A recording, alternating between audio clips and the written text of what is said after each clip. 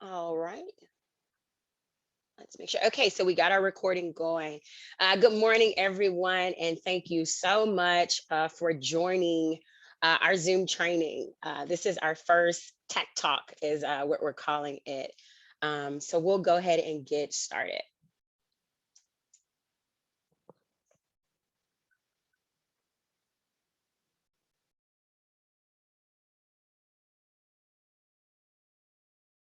Ziandra, are you able to unmute? Yes. Good morning, everybody, and welcome, welcome, welcome. I'm trying to get back to the regular screen. All right. Well, since we have our chair, Joe, would you like to introduce our committee?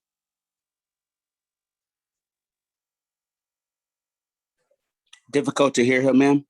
She is very faint. Okay. Yeah. Sorry about that. So what she's saying is we are a newly created communication and publication committee. Joseph McPherson is our chair. So Joe, if you would like to say a few words about our committee's purpose, function, role, and let everybody know. Yes, good morning, everyone. My name is Joseph Merkerson. I am the Communication/Publication Committee Chair for the Alabama A&M Alumni Association. We are a newly organized committee that comprise of a whole lot of individuals from older and younger alumni. Our purpose is to make sure that we communicate and publicize all of our information that comes through the Alumni Association and Alumni Affairs and the university to our fellow alumni and those who are maybe non-financial or financial. We comprise of social media, which is Facebook, Instagram, Twitter. We're working on other social media outlets such as LinkedIn. So we do have those operational. We also have working on our newsletter that is upcoming sometime this month of publicizing local chapter, national information, and our alumni affairs information, as well as any flow downs from the university and alumni president. We also have working on relationships with our career development service center, which is trying to make sure that once students graduate, they are placed with careers with the development and continue with alumni to reach back with making sure that they have jobs well after they graduate. We also work with all of the various committees to make sure that they any information, for example, the fundraising, the awards, any information from the various committees get publicized on our social media and also our newsletter, as well as you should be getting, especially if you're financial information from Member Planet, which is, just kind of flow downs from any of our committees. So that is a part of our committee too. So anytime that you would like to get information or would like to for us to publicize information, just let us know. We do have an email that I will put in the chat for everyone. So if there's something that you would like for us to publicize, just let us know. And I'm turning this back over to Natasha and Ziandra, who are our social media gurus. So I appreciate these two ladies for stepping up to the plate, doing these TED talks for everyone. Because some of the basic things that we, you know, take for granted, we may not know. So I appreciate everybody for taking your Saturday mornings and attending these TED Talks, for learning, internally through our alumni association. So again, thank you, and thank you for the organizers. Thank you, Joe. And let me make an apology because the Thank name you is so much, important. Joe. Merkerson, Joseph Merkerson, and I apologize for that misstep. A name is important, so we have to get those things right. So my apologies. All right, we will continue. So I am going to be one of your presenters for today. I am Natasha Reese. I attended Alabama A&M's graduate school, where I received my Master's of Science in Microbiology in 2010. I currently work as a scientist at the Center for Disease Control and Prevention in Atlanta, Georgia. I am from Birmingham, Alabama, but I've called Atlanta my home, and I am a proud active member of the Metro Atlanta Alumni Chapter.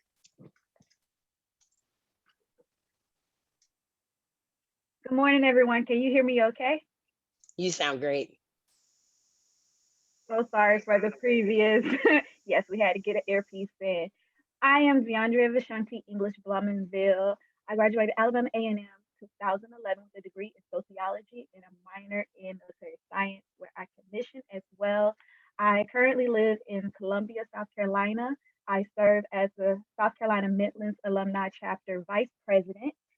I am from Columbus, Georgia, and just happy to be able to help others get to hold this technological world that we're in. So I have the best partner out here, Natasha. You ready to get started?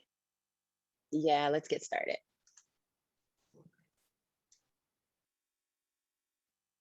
So this is our agenda for today. We are going to go over the Zoom basics, like the bare minimum you need to be successful with Zoom. We're going to start off with why Zoom and why it became so popular. We're going to cover the Zoom roles and the meeting controls. Most of you guys got a good handle on it. You were able to log in, so you're already ahead of the curve. Then we're going to go on to video and mic hands-on exercise. And then we're going to teach you how to be the host. You can use Zoom meetings on your own. You don't have to be invited. You can actually go out there and create your own free profile. And then we're going to talk a little bit about the webinar mode and prepare for our virtual conference. So first off, we're going to start with why Zoom. Zoom actually got very, very popular last year during the pandemic. It is a platform for virtual conferencing. You can actually use it for dial-in and phone conferencing as well. But it's a way that everybody got connected. And we jumped on Zoom without actually taking the time to stop and teach people how to actually use the platform. It's just like, log on Zoom, go to zoom.us and get on, and we'll have our meeting regular. We realized that our alumni association aren't all millennials like myself, and that some of us need help with this. And so as we continue to grow, we want to continue to incorporate Zoom. And as we get back into in-face or personal meetings, we'll still be able to have these virtual connections. So with Zoom, there are multiple roles of Zoom. You all are now attendees or participants. Natasha and myself are the hosts. And with that, there are different types of controls that you will have. So let's go ahead and get into those meeting controls. So here is a look at the controls that we will go over today. We don't have to rely too much on the presentation because a lot of it's going to be on the Zoom screen and hands-on. If you are on a computer, then around the base of the screen in the top, you will see an audio, a video, you'll see a participant list, you may see polls, chats, share your screen. You'll even see a reaction buttons. We'll talk about the view button and then just the Zoom screen in general. So I'm going to start sharing my Zoom screen so that you all will be able to see that. I'm going to do a new share and I'm going to share my Zoom screen. So you guys should be able to see my Zoom screen. Can everyone see that? Okay, good. So you should be able to see me, you should see yourselves. So let's get started. So the first thing, well, I guess I need to make sure if you're on a phone or tablet, we'll definitely pick up some nuances for those.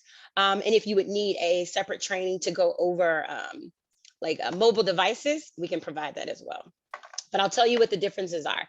So you have this bottom screen here that has the mute, the video, security, participants. This is your kind of your toolbar.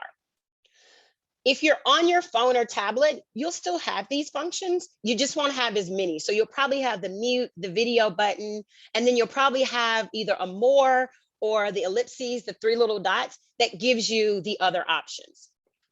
So let's start with our mute function. This is the microphone. If you right click the little arrow, you'll see your options. You want to make sure this is set to what you're using to speak through. If you're on your cell phone, it may just give you the option to mute or go to speakerphone. If you're on a computer, if you guys see, I have on a nice little headset here because I ain't want no issues, but y'all hear me. But I could also go to my Real Talk Audio, which would be the actual computer. So I want to make sure that my microphone is set to where I will be speaking through, and my speaker is set to where I'll be listening to. So this is where that takes place. So if I were to mute myself, you all see, you had a button that came up that says you are muted. And that's how you'll know if you begin to speak and you're on mute. If you've been in meetings, you'll hear people say, you know, people will start talking, they'll say, you're muted.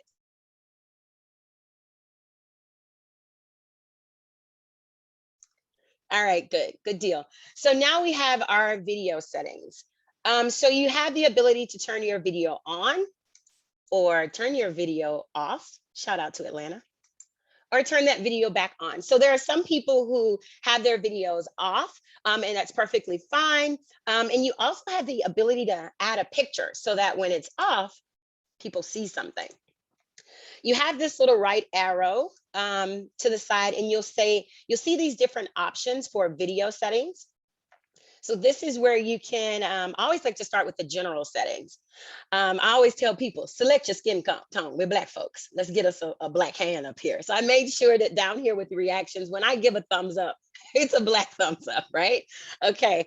And so just some different things if you're using dual monitors, if you want to join with full screen, reminders, just different options. But as far as video goes, we have this option to make it HD, or original. You can pick your webcams. If you had an alternate webcam, that information would be here.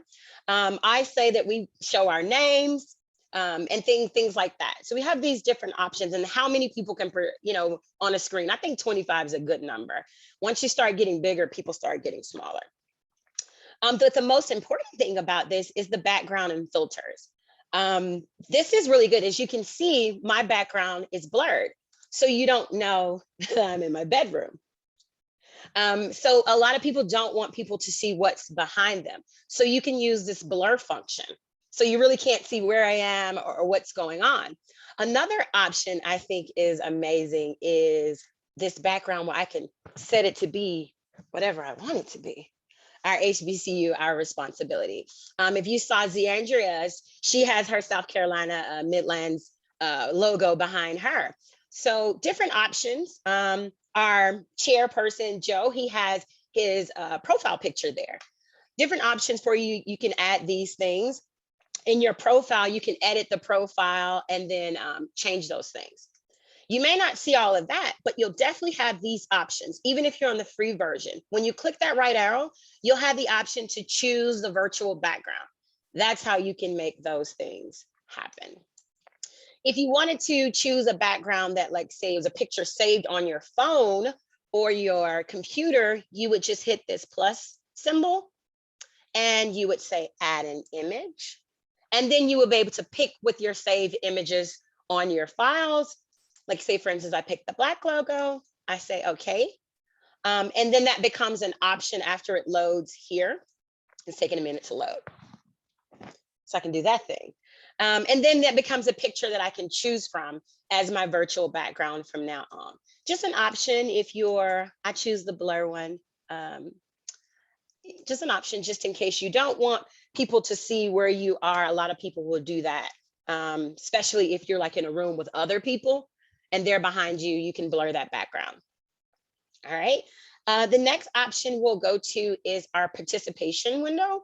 So the participants, if you click this button, it gives you this nice participant list. If you're on a phone and you clicked it, it'll give you a different window, but you'll still see the same list. This is everyone that's listed here in our training. And I'm able to, as the host, I'm able to let people in. I'm able to mute folk and have all these things. But the most important thing you will find here for you is the ability to rename yourself. Sometimes we're borrowing a device, and we've all, those of us who've been on trainings, you've seen a training and someone's name is like Batman or Mrs. Green's third grade class. So you want to rename that. You can just hit that rename button and then type in your name. And now my picture says my name. I'm Natasha Reese. And so people know who I am. Really good function there. So that may be something. You also have the ability to invite people. Say, for instance, you're in a training and or a Zoom meeting, and you realize a colleague or friend or grandchild or sister is not in there. You can hit this invite button, and then you can drop an email there and send emails to people, and that'll send them the Zoom link. So if there's someone not in the training today, invite them. Tell them to come on in. We have this polls button, and this is a button that we can use to ask questions of all the participants. We'll definitely play around with this later, but you can create questions, and we'll do that, and we'll ask you guys a question, and then you have the opportunity to select an answer, and then we can collect that information and say, 90 of the participants of the 100 said that they don't like my Zoom background. So whatever question you would like to ask. Another thing that is important is our chat feature. This chat button is really important. This is how we can communicate with everyone in the meeting. Now we have the ability to chat with folk in the waiting room. I hope there's no one in the waiting room, or everyone in the meeting, or you can send a direct message to someone. So when you click on everyone, I will say hello. And everyone will get an alert. If you're on your cell phone, you would see at the bottom, a little button will come up. If you're on your computer, you will see a little notification will show up that someone just sent a chat. If you click on that, you'll see my message and you're able to respond. If I wanted to send a private or a direct message to say, Zeandria, and say, can you hear me? Or ask a question, then you all wouldn't see that message show up. Only Zeandra would. So you have the ability to direct message people to say, as you can see, I did get some direct messages. Can we get a copy of the slides? And it was a conversation going back about that. But Joe dropped the chat and said our communication. So you'll see that my chat window has way more than your chat window, because some of these messages were directed at me versus the entire group. So this option down here has that ability to change. The one thing I will say is if I send you a direct message and you want to respond to the group, the message will automatically have my name first. So you'll want to change it and make sure you're responding to everyone. And this is who can see your message, everyone. And that way you'll be able to communicate. You can ask questions there. If you don't want to unmute and speak, this is a good tool to use. I see Ms. Barbara has responded back, hello. So good to go. So good. We see that interaction. Another option, if you're on the computer, is you can click participants while chat is open, and it gives you this kind of like dual option where participants are at the top and your chat is at the bottom. I kind of work this way, especially if I'm hosting, so that way I can keep track of who's coming in the meeting, who's leaving the meeting, and who's speaking. So thank you all for dropping those hellos in the chat. The last thing we will do is, this is my recording. Because I'm recording the meeting, this function came up, but the record button would normally be here. You would click that button and the recording would start, and then you would see it here in the top.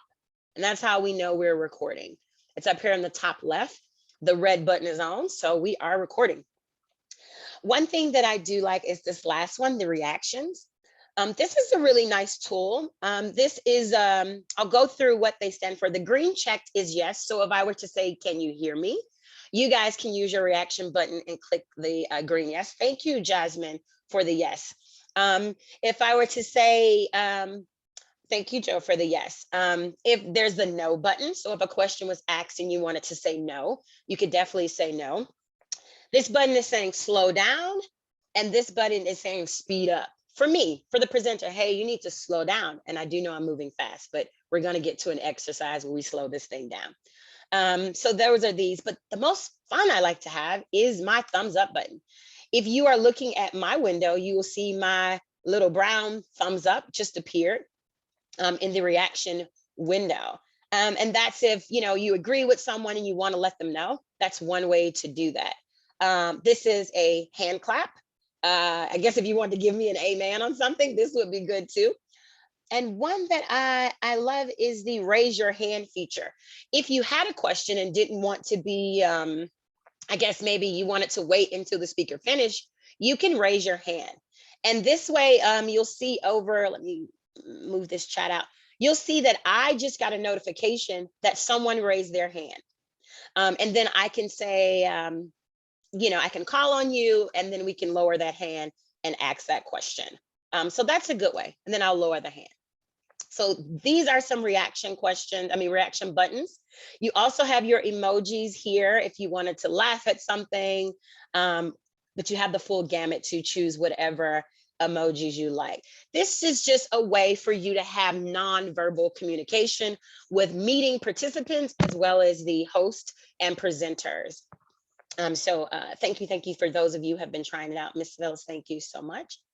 And you'll see I can go in and lower people's hands when they're raised and things like that. So, all right. Thank you guys for practicing and trying this out. The last thing we will cover in this one is, well, you have to, okay, so I will go over that. So how do we change the color of your hand? Was a question that I got, and I'll go ahead and answer it. Since we're here, I'm gonna remove this participant window just to make it bigger. I went in through the video option, but you can go in through your settings if you have the setting options. If I went in through video settings, it pulled up all of my settings. I clicked on general, and then reaction skin tone was here at the bottom. And so that's when I selected my nice pretty brown. So if you still have questions after, I'll definitely show you how. If you're on a phone, we can walk through that a little later after the meeting if needed. Last thing is view. If you're on your cell phone, you will not be able to see multiple folk. Depending on how big the screen is, you may get 4, but you're gonna have to take your finger and you're gonna scroll across. And that's how you'll be able to see everyone in the meeting. However, if you are on a computer, you can click on this view button and you want to make sure your gallery view is selected. The gallery will give you the most people in a window. If you have it set to speaker view, then you'll only see the speaker when they are talking. So who's ever in the yellow box that highlighted, that's who you will see. So I like to do gallery view. So that way I can see everyone in the meeting. If you are on a computer, as I stated with the phone, if you're on a phone or tablet, you have to use your finger and swipe. Here is the button for us to see. We have this little arrow button, and there are 2 pages of participants. So if I click on it, I now see the next page. I see all the folk I didn't see in the first page. They're all here. So this is how you can look around and see who's there, see your friends. But you can definitely scroll if you're on a phone or a tablet and see everyone's beautiful face or name or picture that is here. Last thing that we'll cover in this Zoom window is this little info button. If you see this green check, if you click on it, it gives you the info. You already have this information. It's in, it was in your invitation that you received, but it just goes over the meeting ID, who's hosting, and the passcode and the link. So if you wanted to copy this link and send it to someone, this is where you would find that information. So I'm going to share my other screen and we can get back to the presentation. Can you all see my presentation? Yes. Great. All right, so this covers the meeting controls. Questions. Are there any questions? I know I moved through that quickly and I'm just trying to be aware of you all's time, but it's not because I'm uninterested. Questions. If you have a question, type it in the chat If you would like to speak, you can come off of mute and ask a question, or you can raise your hand and we will call on you. I'll give those a few minutes to see if anyone has any questions. If not, we will move on. All right, looks like no questions in the chat other than the one I addressed. All right, so now we're going to make sure that we know how to use these functions. So if you will, and if you are able, let's try to find that chat button. And let's type in the chat your name, the city you're currently in or where you live, your year, and if you're a part of the alumni chapter. So I'll start and I'll reply to everybody. So I'm Natasha from ATL, class of 2010. And I am a part of AAMU MAAC. And so there is mine in the chat. So you guys should have got a notification. So if you could drop your name in the chat, just so we can make sure you are able to use it. Thank you, Miss Ferris, class of 72. Thank you, Miss Barbara. Miss Gwen Phyllis, Atlanta, yes, that's Miss Phyllis, class of 1981. Okay, South Carolina Midlands, Miss Alvin. Mrs. Owens, class of 89. Mr. Window, my favorite, class of 68. You know, class of 68 and 69, I can't tell who has the most thunder in our chapter sometimes. Miss Annie, thank you from Houston. Jacqueline from South Carolina. No, Middle Georgia, class of 1985. Okay, life member. So we see that we are using our chat. The one and only Joe from Fort Worth, Texas, out of Birmingham, Alabama, my birthday twin.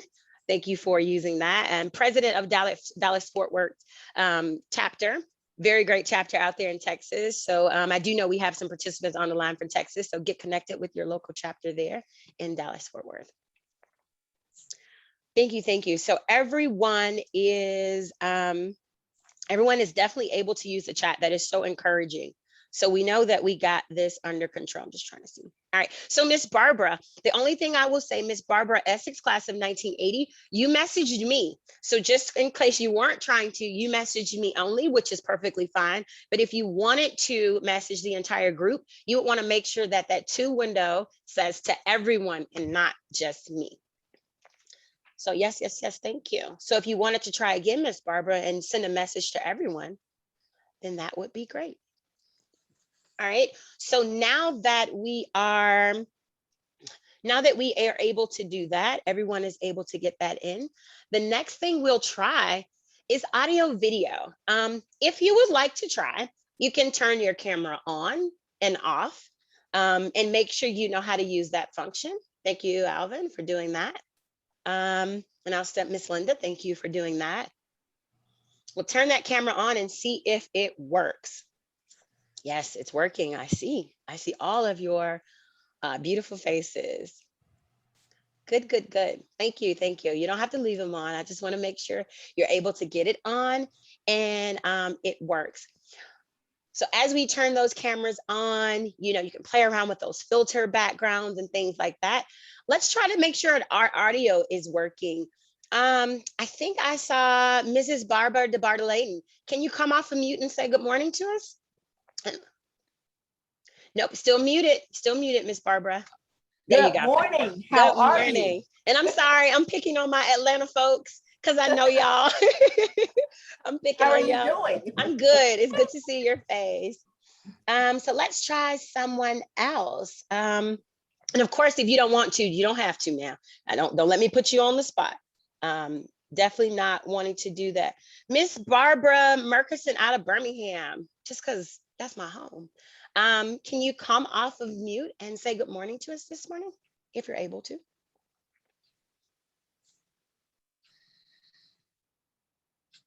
Let's see. Looking for her. We'll give her a minute and see if she's able to Barbara Merkerson come off of mute. We'll see if she's able to. Let's try Mr. Alvin. Can you come off of mute, Mr. Alvin Brown, and say good morning to us? Good morning, everyone. How's everyone doing? I'm well. Thank you for asking. And you currently are in South Carolina? I am. I'm in the South Carolina Midlands Alumni Chapter. Had to show a little love since Deandra's in here. I have to. I got to make sure my vice president knows she's supported. If I didn't, she was gonna be like, I'm Atlanta heavy, and everybody knows I love me some ATL, and I am. It's my favorite. So I had to. I was like, let me find somebody from South Carolina before she get on to me. Thank you for coming off of mute and saying good morning to all of us. Miss Gwen, are you able to come off of mute and speak to us? Do you hear me? Yes, ma'am. I hear you loud and clear. Okay. All right, thank you. I think we're good. If there are any questions, definitely ask now. You can either drop a note in the chat and ask that question, or you can come off of mute and speak to us now. I thank you all for your participation, your interaction. This is great. Like I said, like Zeandra mentioned, we want to make sure that everyone is able to use these functions. We have a virtual conference coming up, and we want you to register and be involved and be interactive and enjoy these things. So let me see. Oh, so it's a birthday? Whose birthday? Is it Miss Gwen's birthday? It is. Happy birthday, Miss Gwen. Thank you. Thank you. See, these private chat messages are coming in. It's Miss Gwen's birthday. Happy birthday, Miss Gwen. I would sing, but I'm all brains, no voice. So I'll leave that to the singers. But happy birthday. Please review taking a poll. Okay, so we're gonna go a few more slides, and then we're gonna actually take a poll. It's something that that we set up beforehand, and I can show you how we. Let's see. Yeah, we'll wait a second, and we'll do that. Zeandra's gonna go over polls, and then I'll pop it up and show you guys what the poll is, and we'll take it in the latter half of the training. So yes. How do you make someone co-host? Okay, I will stop sharing on this screen, and I'll start sharing back my other one, and I'll show you what I did to make someone co-host. So in order to make someone co-host, so wait, can you guys see my Zoom screen? Yes. Okay, great. So in order to make someone a co-host, what you do is you would click on their name. And then you would, let me pick somebody who. So you would click on Mr. Wendell, you would click on their name. So I found his name and I clicked more. And there's literally just an option here that says make co-host. And when you click on that, it says, do you want to make Wendell Morgan a co-host of this meeting? And you say yes. And then their name would pop to the top, just like Zeandra is here listed as the co-host. And then they would have all the functions of the host. They can admit people, they can mute people, they can share their screen. So they would just become another host of the meeting. That's the easiest way to do it when you're in the meeting. If you don't have a licensed account, when you set up your meeting, you're not able to add them there. So the easiest way to do it is jump on the meeting before everyone else and go ahead and add your co-host privileges there. And then we're good to go, and we're good to rock. Let's see. I just want to make sure I got all the questions. A bunch of happy birthdays to Miss Gwen. Covered that. All right, so how do you change your picture? I have a licensed account, so maybe a bit concerning, but what you could go into is you would go into your settings, and I think it's under profile. And you could click edit my profile. I think you have to set up a Zoom profile to change your picture. It's free though, so no worries there. It is definitely free. You don't have to pay for Zoom. The privileges of paying for Zoom is you get longer meeting times with more people. You're able to do more things like the polls and the webinars and things like that. But everyone could sign up for a Zoom account, just like a Facebook account. And you would go into edit my profile. And then this pops up. I would have to sign in. I think I'm signed in somewhere. Yeah, I'm signed in somewhere, but you would sign in and then you would go into, let me see, I think I have it where I'm actually signed in somewhere. Ha, I think I'm signed in here.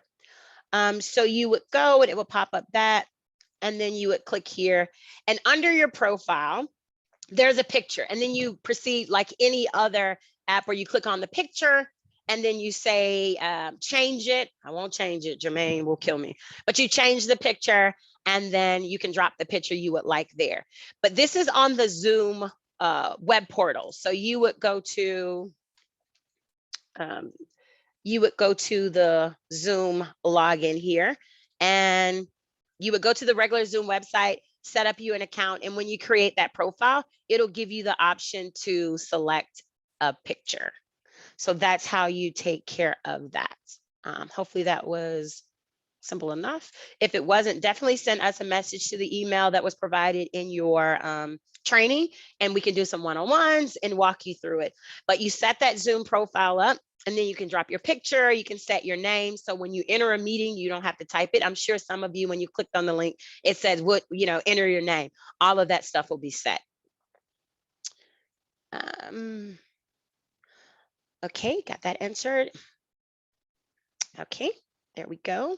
Zeandra is definitely answering a lot of these questions in the chat. So take a look there and read and see some of the resources that are in them. Okay, Ms. Lockhart, Metro Atlanta. Thank you. Such kind words. Do you only see the profile if you log into the actual account when joining the meeting? I don't know if I understand that question.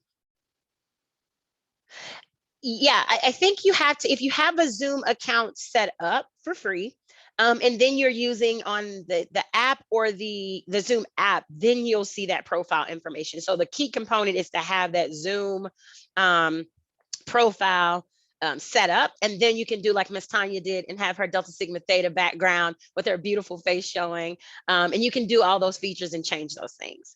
So that's the easiest thing to do, is make sure you get that that profile set up, and then that way you can click on links and it just opens. You don't have to worry about typing your name. You don't have to worry about you can have it set to where, like, when I enter meetings, my camera's automatically off and I'm automatically muted. That's how I have it set. So I don't have to, log into a meeting and try to hurry up and hit the camera and turn it off, or hurry up and mute myself. I have it set. So a lot of those functions are there, which I showed before under the general settings. It says here under audio, it has like my speaker here, but it says, mute microphone when joining a meeting. I can click that and have me automatically muted. And for video, you can do the same thing. Always display, turn my video off when joining the meeting. So those are certain things you want selected. If you have that profile set up, you can have it all set up, and then you're good to go from then on. Yes, and okay, so what works for me is to log into my Zoom account first, then use the Zoom code provided in order to already have your profile picture and information automatically loaded. That is a good suggestion, Joe. Another thing is to use the Zoom app. As you can see, I was on the Zoom web portal, but I have this little button down here, what's called the Zoom desktop app, or you have the Zoom cell phone app. Those things kind of make it a little bit easier. So you don't go to the website, you kind of join there. And once you're logged in, you're logged in. Kind of high level. For those who know what I'm talking about, know what I'm talking about. For those that don't, if we can get you started with setting up the profile, that'll be half the battle. Please explain the pin participant function. So if you wanted to, so I'll go back to my participant list.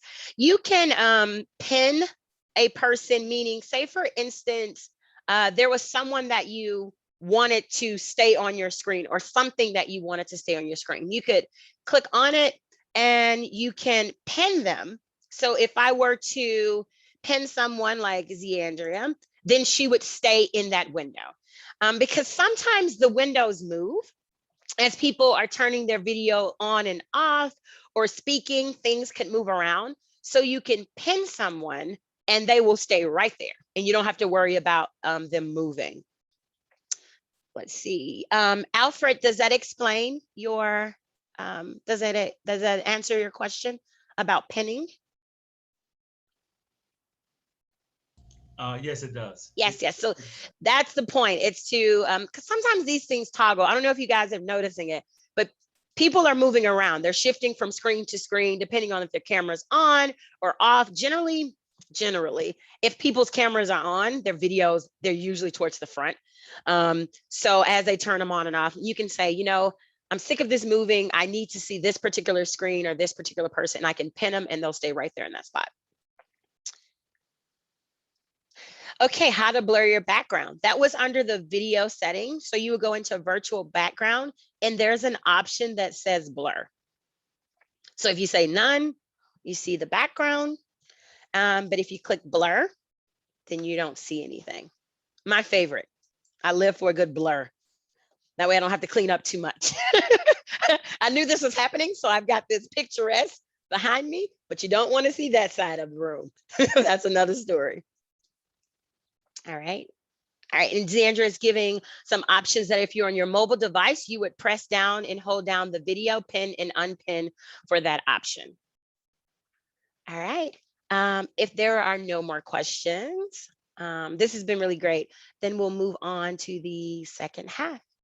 And I will share that screen back to the. All right, so now you all should see the presentation again. And I will mute myself and let Xandria take over. Hello, hello. So a lot of the questions you guys were asking are functions of the host. So as the participant, you wouldn't have the option to create a host or see some of the things like recording options that Natasha had on her screen.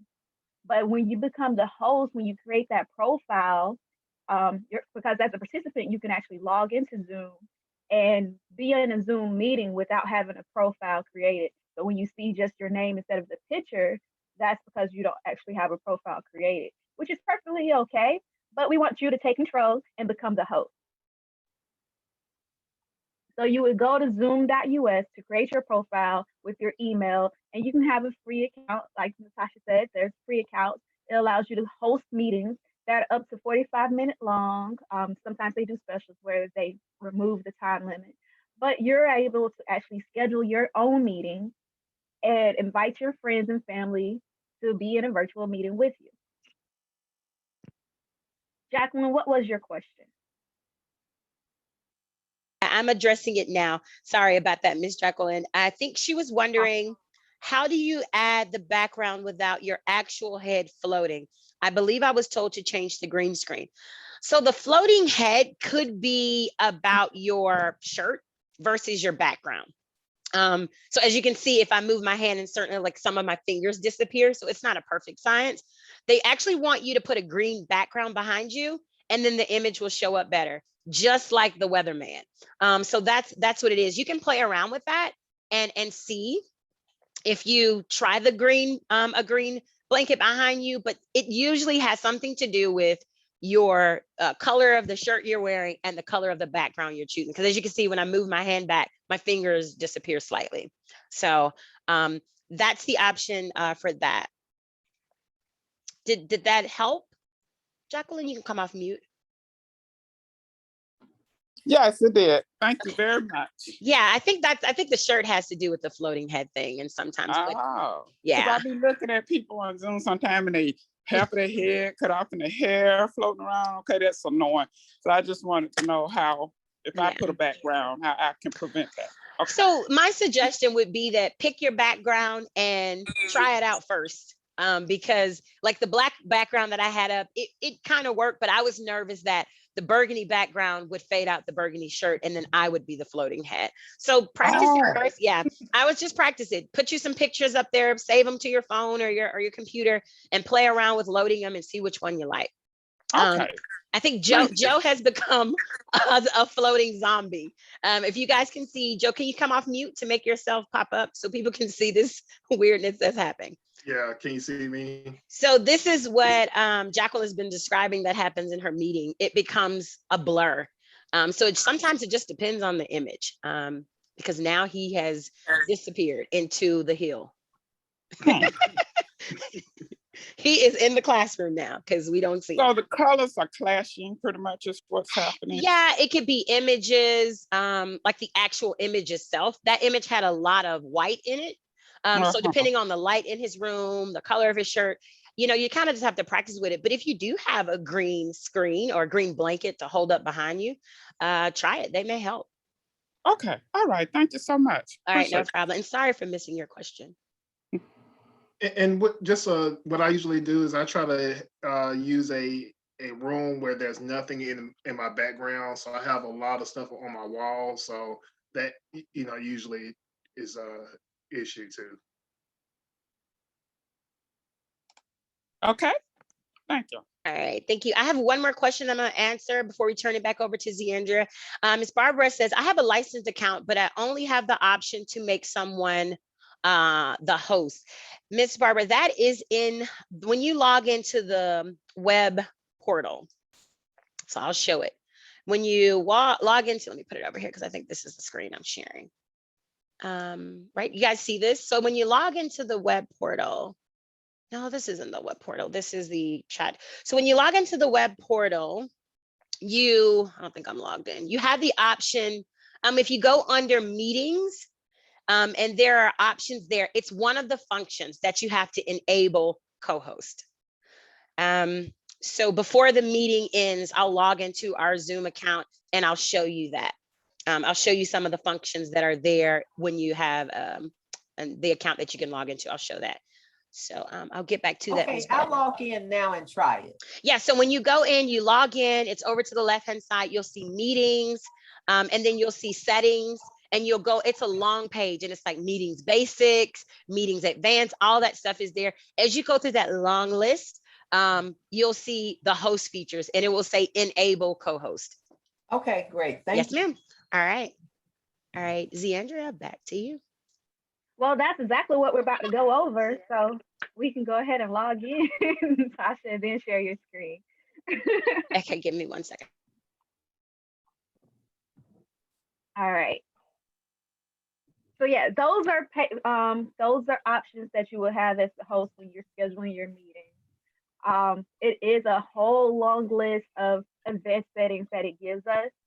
And in those event settings, you have the option to enable sharing, live feed, having co-hosts and inviting someone else to host along with you. You'll be able to do that invitation to another licensed user using their email. All right. So this is when you log in.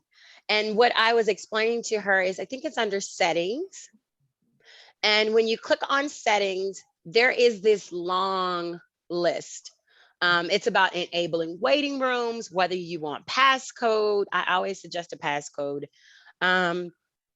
Whether people can join before or after the host, whether the host video is on, whether you want participants video. There are some people who set their meetings.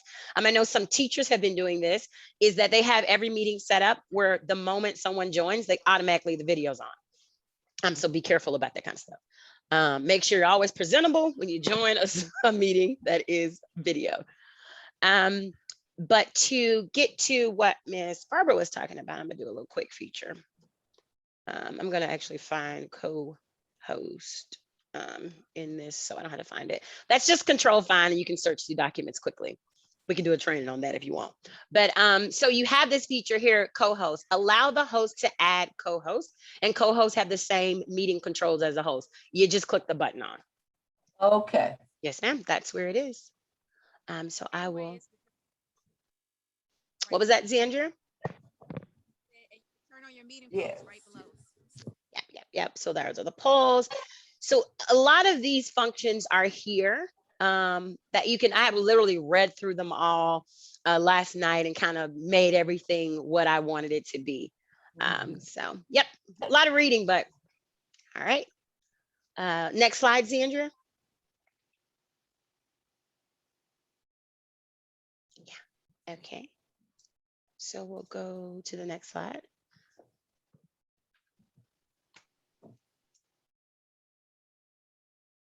Can you guys see the presentation? Yes. Okay. Zandria? All right, want to back up one more slide.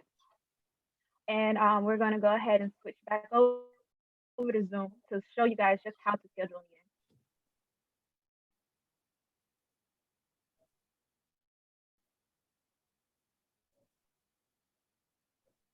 Two ways. This is the It's really actual. simple how they set. Would you want the login, Z, or do you want the app? Like this, the web portal or the app?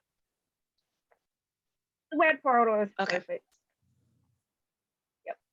So schedule a meeting in the web portal. You log in on zoom.us, and it's really simple how they have the personal settings set up. And when you go to schedule a meeting, you have that little button that she's about to click, and you can set your topic for your meeting and a description just to say what your meeting is going to be. You're going to set your date and time.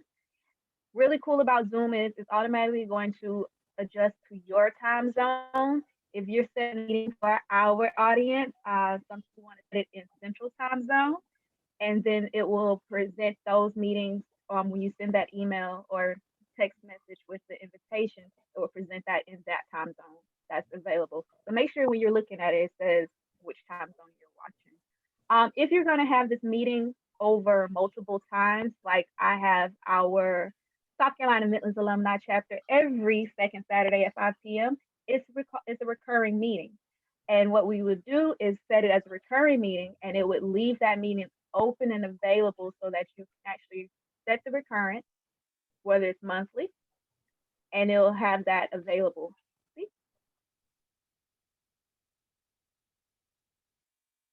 Once a month.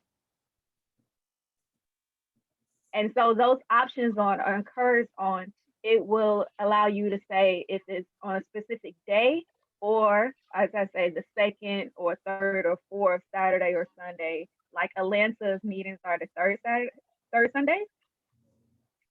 Thumbs up? Yes. Second Sundays. Awesome. All right. So yeah. You also have the option to have this meeting register ahead of time. If it's just an instant meeting with you and your family, then you would leave that unchecked. But for a meeting like this, where we want to teach a class and have access to you guys to be able to reach out and follow up, you want them to register. That way you can actually get information to contact your people that have joined the meeting and be able to contact them at a later time.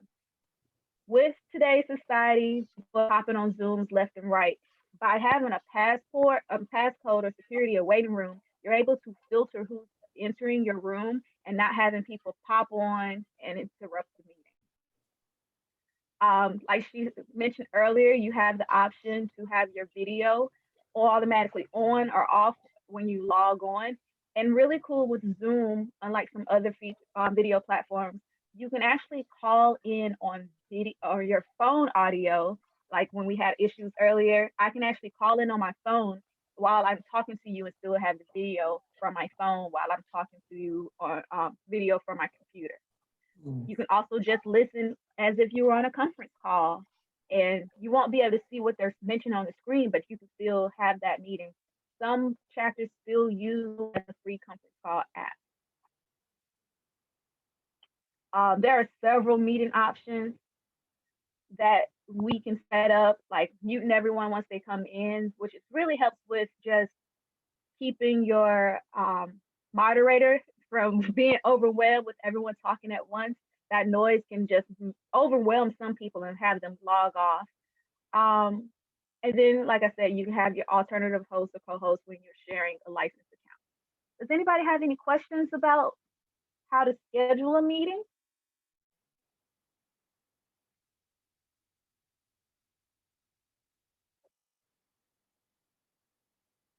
All right.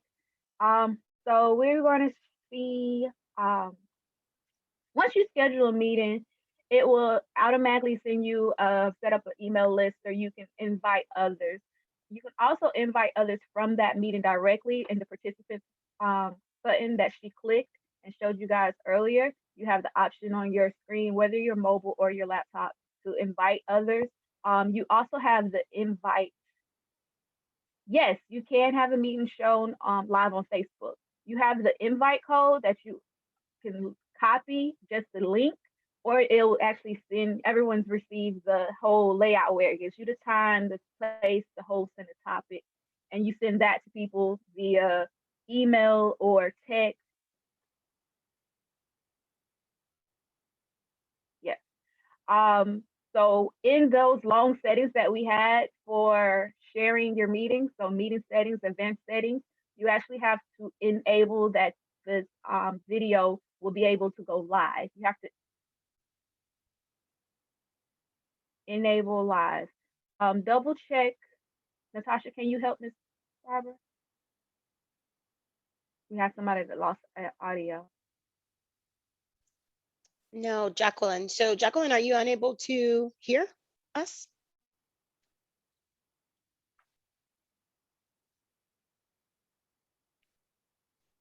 I still hear you though, Z. So things are good on the overarching end. Another thing I'll mention is that Joe mentioned in the group, the free accounts, you have unlimited time with one person, but if you join more than another person, it's a 40-minute window that you have for the meetings. So just FYI on that. You can go ahead, Z. I'll take care of the issues in the chat. Awesome. All right. And so as a host, you actually have more options. You have the options that, oh, great. Thank you. I'm glad you're back. You have the options to add a co-host. You have the option to record or project that this meeting is going to go live. You have the option to start a poll, which you would actually set up in the zoom.us on the internet app to set up your questions for your poll. You also have the option as a host to, oh, there's your poll.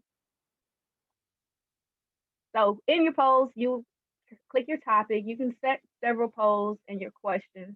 And these questions will actually populate in your meeting for your, you actually take a chapter meeting.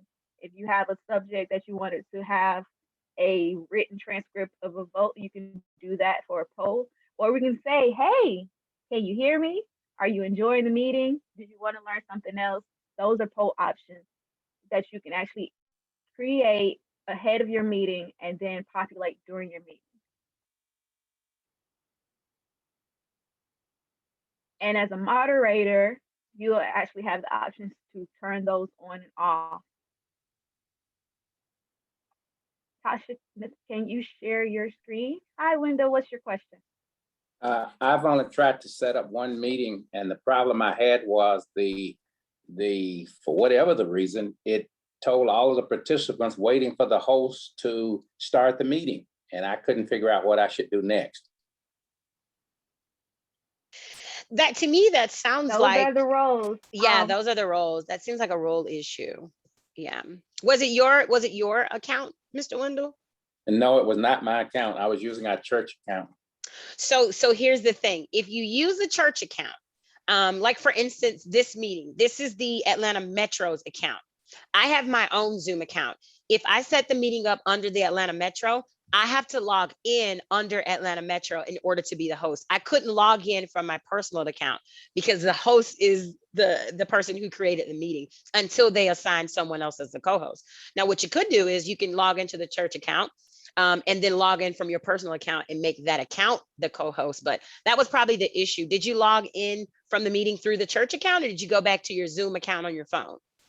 Well, I actually thought I was logging in through the church account, but I was at my house, not at the church. So I'm not sure what I was doing. I'm pretty sure that was the issue. And it probably was because sometimes when we use our phones and our tablet, these things are automatically set to log in for us. It's the ease of our life. So when you went to Zoom, you probably went back to your normal Zoom account. And when you use that link to log in, you were logged in as Wendell, not as the church.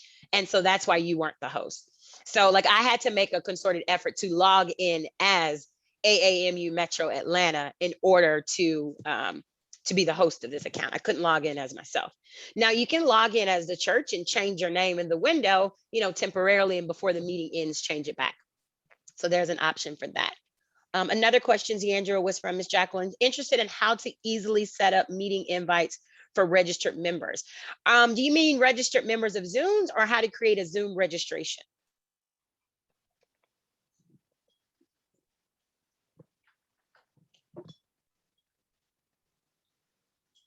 Excuse me, Zoom Yes. You can registration. unmute. Sis, Okay, there. so Yes, Zoom. I can show you what that looks like. We didn't do that there, but this particular meeting was a register meeting. Can you guys see my screen? Okay, so if you click here, when you set up a registration, it's a kind of not a long process, but when you click that registration, it gives you some other options. It gives you the options of setting up the registration. It'll give you a registration link. And then you can do email settings. It says like which email. You can do branding. I was able to drop in our images, so that way when you got your registration link, you saw all these things. And then there were polls that I set up there. But it gives you the option to set it up, and then it'll become like a checkbox. Just like when you set up the meeting, you would click that registration link, and then you would go through those prompts, and it would say, do you want to automatically approve people when they register, or do you want every time someone registers, they send you an email and you have to approve them? Do you want to close the registration after the meeting date? Allow people to register and join from multiple devices, and then allow that social share button. So you would click that button, it would generate you a link, you would do your normal options, and then you would have this extra layer of options to go through. Registration options, email options, branding, where you can drop your images, and then the poll. So the email that you all got that says view this video first, all of that was set up here. Does that answer your question, Ms. Jacqueline?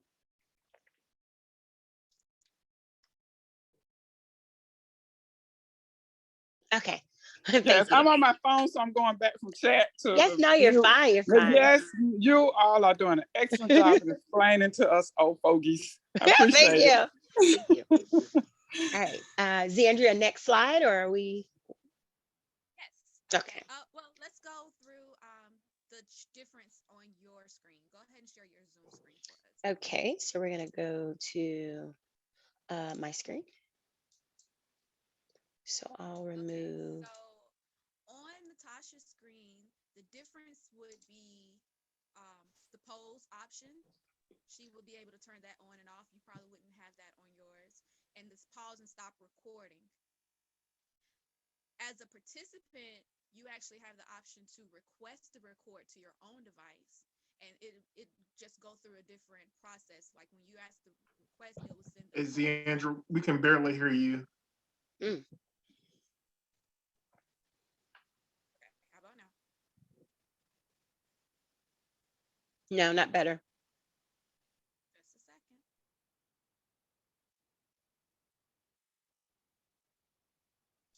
See what's going on in the chat. Thank you, Miss Sandra. As you can see, I keep popping it in and out to make sure that, but we're getting those notifications on the bottom, so I don't know when to jump back in. This is why we have multiple devices to back up. Can you hear me better now, y'all? Sounds perfect. Awesome. Okay. So another option as a host, you would have to talk to everyone, of course. And then let's go to share screen. As a host, you would have the option to allow others to share your screen or just be the only one to share screen. If you're a host and you allow others to share screen, it will also give you the option to allow multiple people to share your screen or just one person to share a screen at the same at one time.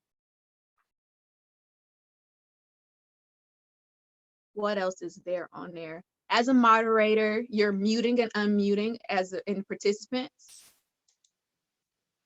And what she's talking about is here, where I can hit the mute all button. And so that's when I say I was going to mute everybody. That's what that's for. I see Michael's trying out his virtual background, class of 77. Oh, nice. Good morning. Good morning. And you So, actually have the option to ask other people to come off mute and turn on their camera. so you would click the more options and it was asked to start video. And then we could do a, let's see, make the host, or we can say ask to unmute is there, is what she's talking about. Yes. And we will spotlight Zandria with the background, virtual background. Okay, and what do you want me to do? So you have the two options. You can spotlight by clicking that video, or you can spotlight by clicking the person's name and participants. Okay, so here is clicking the video spotlight for everyone. And spotlight just makes that person be the view that everyone sees, correct, Zandria? Yes, go ahead and turn it on. So I'm going to do that it will show here. me. Spotlight. So no matter who's talking, if Natasha started back to talk, then that person will pop back up. So Natasha, you can say hello. Yes. So hello. And instead of her coming up, I'm still up. Simple. And that way, like if you're in a class or whatnot, and you want to continue to watch someone, then you can actually spotlight that video. Like my sound right now is coming from a voice without a head. But now that I'm spotlighting, you can still see me. Perfect. So I'll speaking of remove. voices without heads and being able to see people, let's talk about webinars. We're going to swap over back to the presentation. So let me remove the spotlight and then let me share the other screen.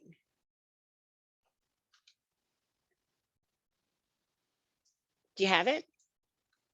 Yes. Okay. Do we have any other questions about being the host or how to start a meeting? So just FYI, once I removed the spotlight from Zandria, I think I removed the spotlight, I went back and set my view back to gallery view because I think it switched it to speaker view. So I went back to gallery view so I can see everyone. Awesome. Okay. So there are differences between attending a Zoom webinar and attending a Zoom meeting. When you're attending a Zoom meeting, the roles are host, co-host, and participant. As a participant, you have those participant controls that Natasha went over in the beginning. And as a host, you have those controls that we just covered. But when you enter a webinar, it's a whole different world. So your roles as attending a webinar would be attending. So if you ever called in on a Zoom or logged onto a Zoom and say, you've entered an attendee only mode. And what that means is you are now view only. Some of your controls that we just learned how to mute and unmute, change your name, are no longer available. You will be able to see the host and the panelists. Their video and audio will be up for them. If you're a host or a panelist, you'll have the options as a regular Zoom meeting to mute and unmute yourselves. But once you attend as an attendee, you are just watching them. So this is your moment to sit back and take notes. You don't have the option to unmute yourselves unless the host is giving you panelists rights. You'll be able to raise your hand, and using those reactions, you'll see that it's much more limited. You literally can just raise your hand or ask the host to go faster or slower. You wouldn't have to be able to clap or anything like that. The reactions are limited to the bare minimum. And if you're on your mobile device, you'll see thumbs up or raise hand as your options. Also, during webinars and during Zoom meetings, they have the option to do breakout rooms. And when I tell you breakout rooms make you think your computer is spazzing out and closing on you, it's okay. Just take a breath and it will actually reload you when you're assigned to a breakout room. It will reload you into a separate version of that webinar or a meeting. And it's just however many of you are assigned. And as a host, you're able to jump between the rooms. It's basically having multiple meetings at once while in another meeting. Does that make sense? Raise your hand if you get it. Okay. And as in Zoom webinars, the polls are still there, but you also have a new feature called question and answers. In question and answers, you actually have a separate chat window. It's basically updating your chat window where you can ask the panelists and hosts directly a question specifically for, if you go to the next screen, it'll show you for that host. Like you have to be able to top your question or whatnot, and then it'll be able to show you. Once Josephine's hand is lowered, we'll be able to see the bottom. Awesome. So those are your views: chat, raise hand, question or answer. All your other options on the bottom of the screen in webinar mode are gone because you're the attendee taking notes. Anybody have any questions?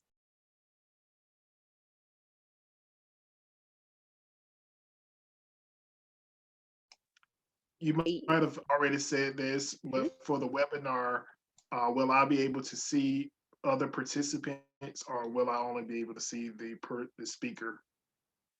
So in webinar, participants are usually hidden. Sometimes the host will have the option to unhide them, but normally in most settings, webinar, you are view only. Your camera is not on, they're not looking at you, it's on there.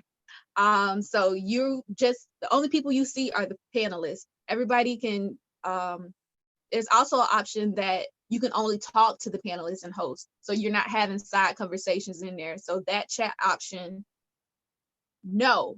Zoom accounts, Zoom webinar is not a free part of the platform, but you can do it under individual ways. You have the option for a 30-minute free webinar trial, and then you would actually have a paid add-on to get the webinar option. Webinar options are very helpful if you are with like a church or other organizations that would need to host like a town hall or something that you just wanted to be able to speak to the people versus having this collaboratory, like everybody has a view and be able to talk. The webinar option also opens up the audience to a much larger audience. Some ways around paying for webinar would be to host a regular meeting and then broadcast it via YouTube or Facebook Live. That way you have your closed Zoom session with your people that you need to speak, and then you'll still be able to talk to people on the Facebook platform or YouTube platform through the comments.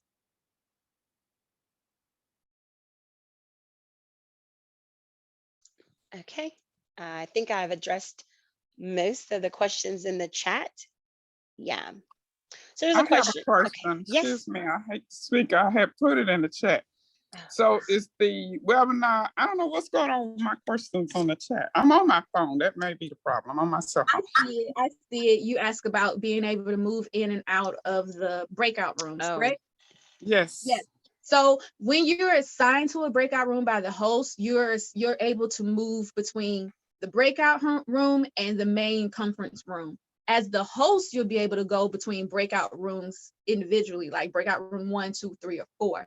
When you are in a breakout room, you'll see those individuals that's in that room with you, and it's basically just a miniature version of the Zoom webinar or the Zoom meeting you were in, and you'll be able to talk and have a chat with those webinars. I've seen breakout rooms used for a college fair. We were all assigned a breakout room, and like each person, I was representing Alabama A&M, and we were assigned that one. So the students were able to come in, but what happens is, or we were able to go between them. You remember your chat is in there, so you can push your chat or whatnot, but then you're pulled out. And when you're pulled out of the breakout room, you have a warning that will pop up. The breakout room will close within 1 minute, and then everyone is brought back into the main room to discuss what they learned in their breakout room. Did that answer your question? Okay, so when you're in a breakout room, the host is the only one can move you from that room. It's generally my question. Yes, you can. Okay. You can leave the room and go back to the main room, but you can't go into another room. Got you. Okay. There's usually a timer there too. Usually they send you there and there's a timer that says you'll be in this breakout room for 10 minutes or something like that. And then the clock will start to count down. So you'll know when to wrap it up. And then you'll just pop back into the room on if you don't Okay. go on your own. But that pop is very scary. It looks like your computer's shutting down. So just Pretty hands weird. off and It's Yeah. definitely pretty weird. I particularly don't like it. It gives me a bit of anxiety because I It don't know does, what's going it on. does. Are there Lose any our other? Yeah. control. Yeah. Yes. Anybody have any other questions? Thank you. No, thank You're you welcome. for interacting with us. All right. So the whole purpose of this was to prepare our alumni for our first virtual conference. And we're going to go ahead and test out our poll feature to see. Okay, so and like she said, the purpose was that. So the reason we covered webinars and things like that is because our virtual conference may be webinar style. And I know the first time I was in a webinar and I didn't have the option to mute or unmute or turn my camera off, I assumed people could see and hear me and I freaked out. So I definitely wanted her to let you know those functions won't be there. So you don't have to worry about it. I mean, it took me a good 10 minutes before I realized that nobody was seeing me panic. So I'm going to switch back so you guys can see the poll come up. I'm going to switch back to our main screen because I want you to see the poll come up. So here is the poll. All right, and so I'm going to launch the poll and you guys should see the question being asked. And so you should be able to answer yes or no. And as you can see on my screen, the answers are coming in. The answers are coming in. So this is the purpose of a poll. I think it could be useful when we're doing votes. Sometimes our alumni votes, we're obviously not in person, but sometimes things get a bit heated and you have to do an actual vote of the yays or the nays. This is one way to do that, where you can actually see how many people are registered for our virtual conference. So we have 10 that have registered. I haven't voted, but I am registered. Zandria is registered. And so many people that haven't. So this is what we would see in that poll come through. So really nice feature, really nice function. It seems that everyone had the ability to see and use the poll. Thank you, Ferris. You haven't registered, but you're going to. It's going to be a treat. We really want everybody to get registered. Atlanta is the host chapter. So obviously, I think you should register, but it's going to be great. It's really going to be great. A lot of people are working behind the scenes to get it. This is one of the activities pushing that to make sure everyone has a good opportunity. We have 7 people that were unable to vote. Did it not populate on your screen or did you accidentally skip polling? Oh, you used it in your sorority moment. Awesome. Okay, good. So something interesting was, are you able to see the breakout of who voted? We actually ran this one anonymous. There are options when you're setting up your poll that you can have it run anonymous, or you can actually have who voted for what. Like if you're doing a vote for your sorority or for your chapter that you need to actually have written out for your records, you can change those settings. Yeah, you can share the results and download the link. For those of us, I see that a lot of us aren't registered. In the chat now is the link to register for the conference. Let's get registered. It's they're gonna be swag bags and stuff like I love a good gift or something. So I'm so excited to see what is to come. And they're letting the millennials have at this thing. So I know it's going to be fun. I love to see how our generations have really merged and we're able to, keep our great rich tradition and add a little, new fun flavor to it as well. So this is what that poll looks like. I could relaunch it if people, needed to, or like say, for instance, nobody took my poll, I could relaunch it and ask again. So, and if you share results, it'll actually because we're seeing her screen, most people wouldn't be able to see this part, but if you share results, then it would actually populate. Go ahead and hit that. So that will populate on everyone's screen where they can actually see what it was. So if you weren't looking at her screen, if you were seeing the presentation or whatnot, that would actually pop up and you can go ahead and close it on your own screen. Okay. And we'll do another poll, and I'll show you what it looks like when we're viewing one screen. So we have one more poll to do. But yeah, so I think this one, if I download, I think, yeah. So if I download, it'll take me back to that area where I can see the name. So is there a way, if there is a vote that needs to be performed at a meeting, how can you manage votes where only members are allowed to vote? Well, the problem with this is the poll is open to all participants in the meeting. So you would have to ensure that everyone in the meeting is a member, or everyone that votes. Or you would say, like, we have visitors, and we can say this is a vote for members only. Only members vote, and trust that the non-members won't vote. But if it's not anonymous, you can literally go through the list and see who voted.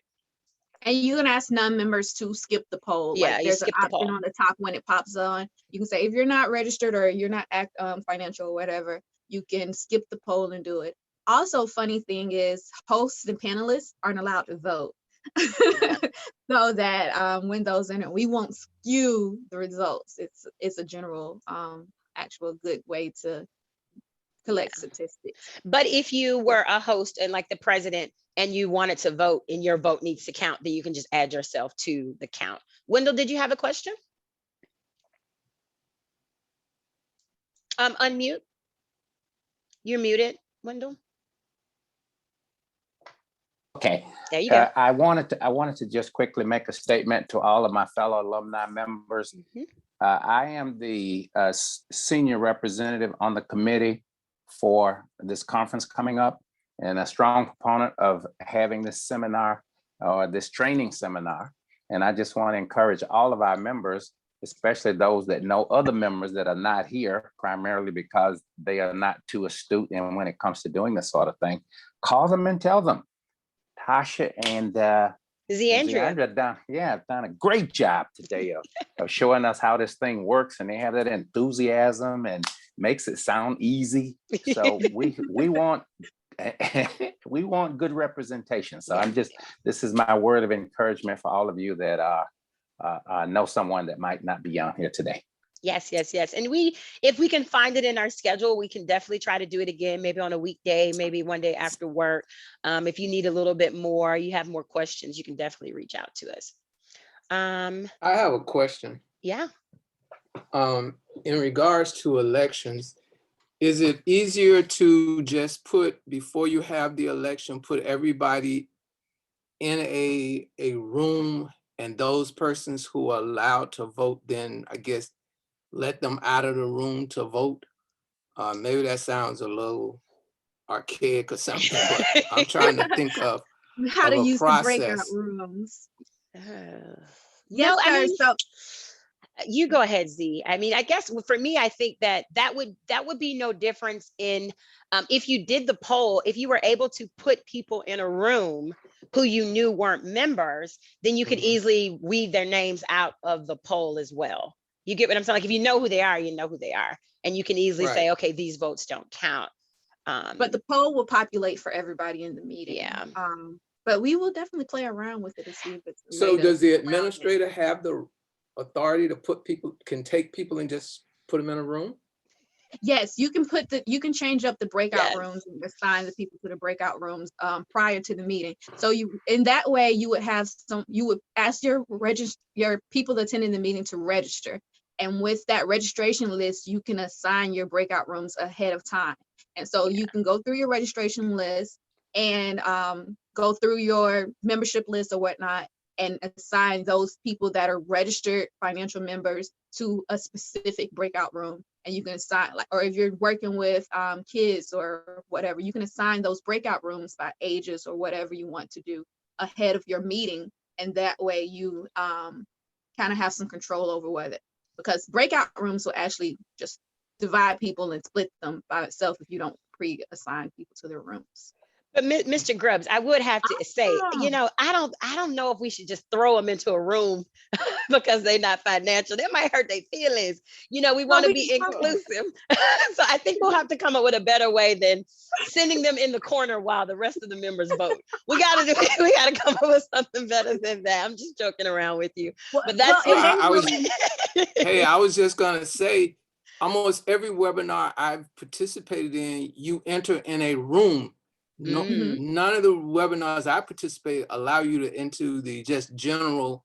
They put you in a room and then they'll tell you soon the host will let you in. They don't. Yeah, Yes, that the will still waiting happen. room. Yeah, that's a waiting room, but Okay. everybody's there. You just can't see anyone. They're all Oh, sitting there that is a waiting. good, okay, you spoke it. That's a good way to do it. So as a host, you have the option to kick people out to the waiting room. I just don't think I Oh, we mean, should well, do hey, that. I didn't mean but to I start mean, anything. it's possible. I'm just saying, yeah, light bulb. You can actually kick people out to the waiting room. They won't actually be kicked out of the meeting altogether or a breakout room, but you can remove people and put them in the waiting room.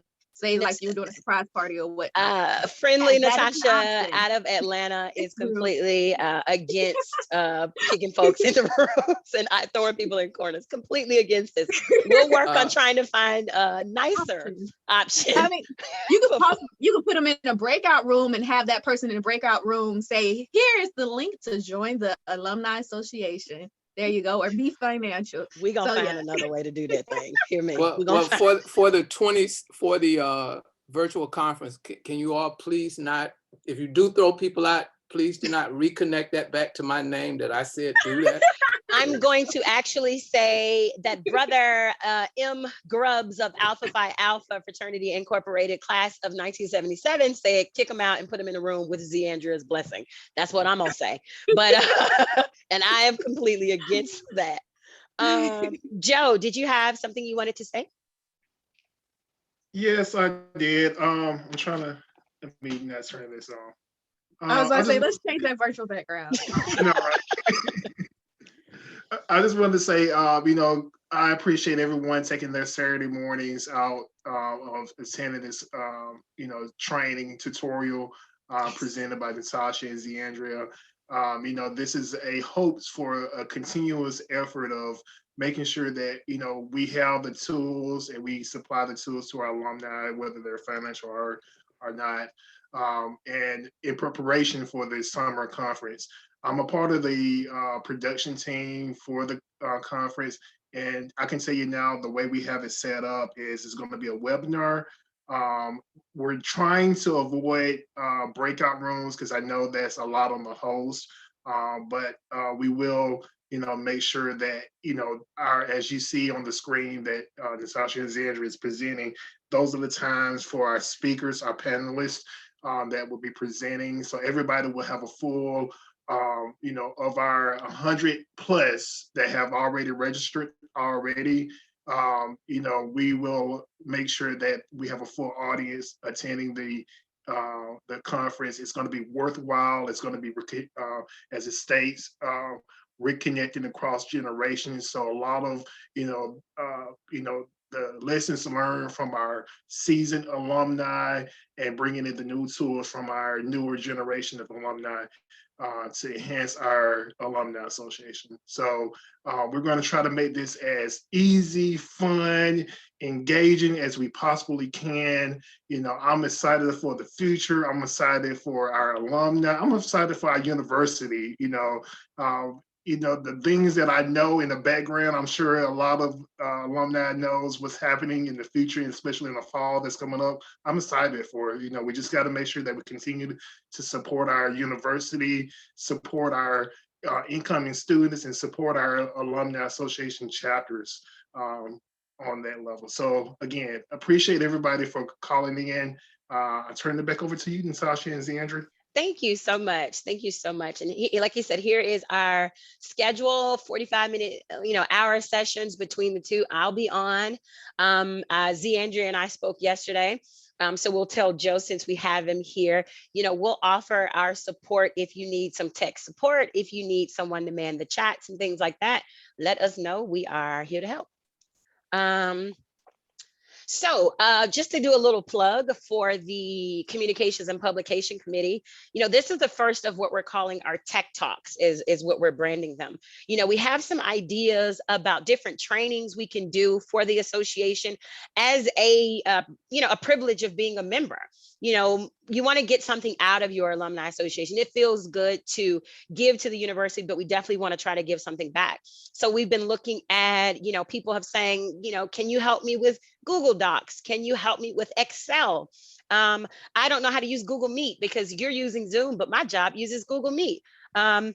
So we're looking towards doing some other things going forward. This will be something that we'll do a series, may take the summer off and start back in August, September. But this is something that we're going to do going forward. So we have another poll. So let's see if I can. Okay, let's see. I can launch another one. So I have this other poll that we'll do.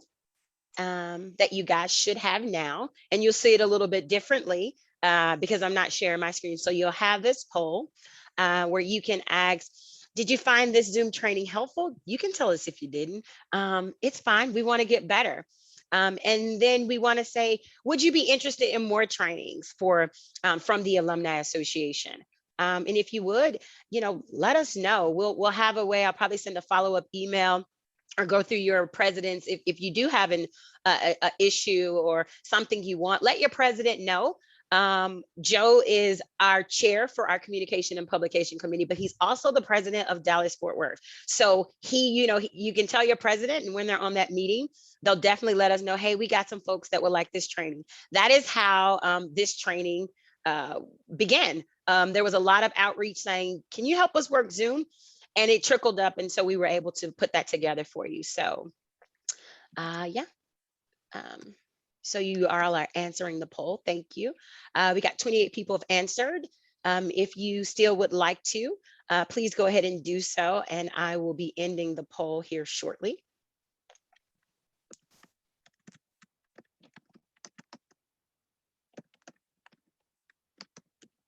All right, got some people still answering.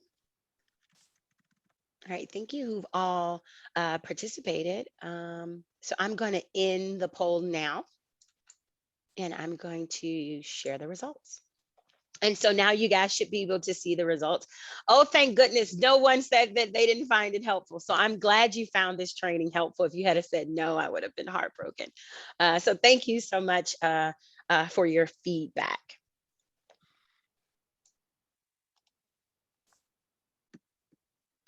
All right. All right, Andrea. All right, so we are wrapping up. I'm so glad that everyone enjoyed and found this training very helpful. If you have questions or how we can help you, Natasha and I are available. You can always email us at social media at aamalumni.org. If you are on here and you're not a part of our awesome Alumni Association, you can go and join us at the AAMalumni.org website to join and get active.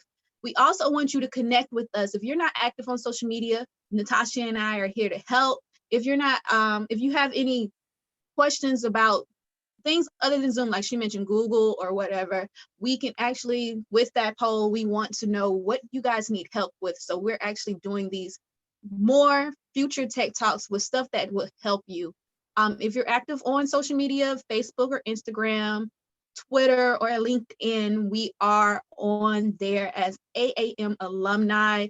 If you can just search that, use that hashtag, you'll be able to find us. If you need those direct links, raise your hand and I can send it, post them in the chat.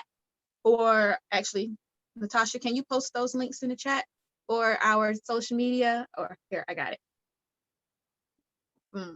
And that's pretty much what we got for you guys. Please, please, please, if you have questions, if you need help, if your chapter would like to have this course or class done for them, let us know, send us an email. And we're so happy you guys were in it. This was our first tech talk and it definitely won't be the last. We're going to be trying to get you all to bridge that gap. We hope to see everybody at the conference. Natasha, do you want to say goodbye to everybody too?